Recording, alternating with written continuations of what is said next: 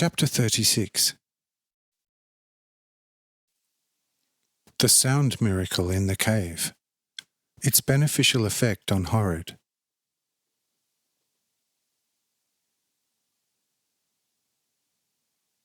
There was something very peculiar about this cave, particularly around the 3rd hour in the afternoon, which time it happened to be also on this day. When all the winds had died down and there was a calm, there would be heard a sound very similar to the sound of a very well-tuned Aeolian harp, but far more magnificent and sublime, both in rising and in falling, as well as in what you call modulation or the changing of key. Although this wonder was not a new one, Horrod was the first to discover it. However, time does not put an end to a wonder and, even less, to its usefulness. No one will deny that the sun, as well as the whole of creation, is a fairly old wonder. But can it be said that with the passing of time the well-ordered expediency of these wonders ceases? Certainly not. For nowadays the exceedingly old sun still shines exactly as it shone at the time of Adam. And exactly the same thing applies to this sound wonder, since it had been destined from eternity to play a role in the life of Horrod. This is mentioned so that no one can say, "This must have been a completely natural phenomenon," from which assertion it should be deduced, so to speak, that the natural phenomena were less of a miracle than if a shining mountain suddenly fell from the firmament. Anyway, this sound wonder had such a beneficial effect on Horrod that he began to turn inward and became a true man throughout, full of contrition, love, and life.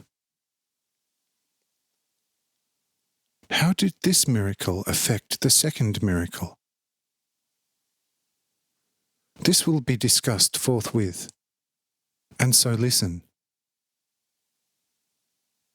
From his birth, this Horrod was full of love and of a better spirit, so that as a boy, when overcome by his feelings of love, and with nothing else on hand, he used to grasp stones, which he vehemently pressed to his heart. Out of this love there gradually developed a certain love for nature, which finally became stronger than the love for me, and the love for the fathers, brothers, and sisters. What, then, had to be the natural consequence of the aberration of this love? Look at Horrod, ask about his condition, and everyone will see clearly in what manner he finally became a thoroughly cold, worldly wise man. He began by examining the things of nature with keener eyes. He studied the herbs, but to him they were devoid of life, which could have given him warmth in the future.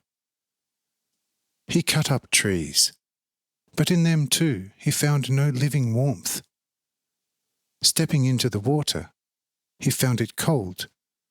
Again, he took clay, and found it soft and pliable, so that he could mould all sorts of things from it.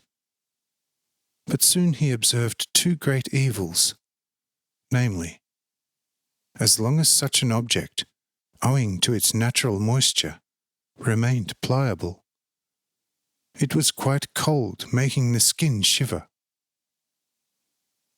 If, however, it was warmed by the sun, it became more and more firm, but, when pressed to his bosom, caused him considerable pain, so that he cast his work, which had thus become hard, from him. Again, he took stones and knocked them together, so that often they emitted enormous fiery sparks. This intrigued him, so that from then on he crushed almost all the stones he found, seeking in them the fire which, of course, he never found. So that in the end he came to this conclusion: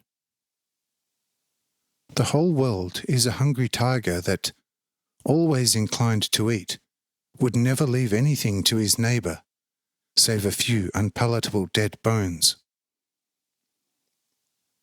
Such wisdom tenets, which appealed to him very much, he gradually derived from nature in great numbers.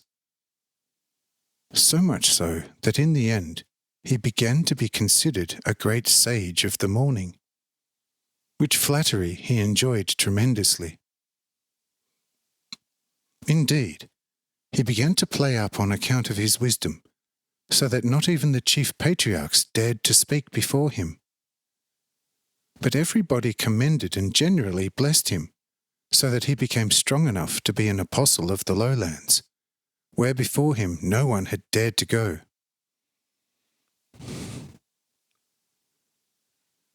In the city of Hanoch, he knew how to gain, in my name, great respect through word and deed, and was given the best of rewards for his wisdom and much feared power.